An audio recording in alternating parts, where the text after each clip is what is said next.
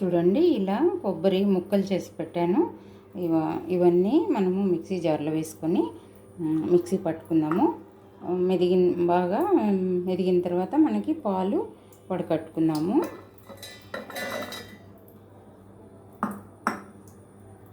ఇవి కాజు గసగసాలు నానబెట్టుకున్నాం కదా, ఇవి మనము ఆ కొబ్బరిలో వేసేసుకొని మిక్సీ పట్టుకుందాము. చూడండి ఇలా ఈ గసగసాలు మనము కాజు ఇలా వడకట్టుకున్నాము. దీంట్లో వేసేసుకొని మనము మిక్సీ పట్టుకున్నాము.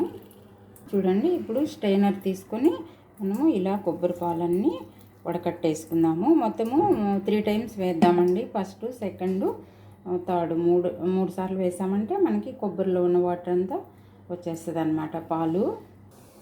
చూడండి ఇలా 3 టైమ్స్ మిక్సీకి వేసి వడకట్టాను. నాకు 2 కొబ్బరికాయలు చిన్న బాటిల్స్లో 1/2 లీటర్ బాటిల్స్ 1 లీటర్ అయినట్టున్నాయండి. ఇలా ప్రతి కర్రీలో మనము చాలా బాగుంటాయి. ఇలాగా స్టోర్ చేసి పెట్టుకోవచ్చు మనం. గాజు బాటిల్ అయితే బాగుంటాయి. ప్లీజ్ మన ఛానల్ని సబ్స్క్రైబ్ చేయండి, లైక్ చేయండి, షేర్ చేయండి, మీ ఫ్రెండ్స్కి షేర్ చేయండి. యూజ్ అవుతాను అనుకున్న వాళ్ళందరికీ షేర్ చేయండి. సబ్స్క్రైబ్ చేయండి మన ఛానల్ని. ప్లీజ్ డూ సబ్స్క్రైబ్ అండి. Thank you.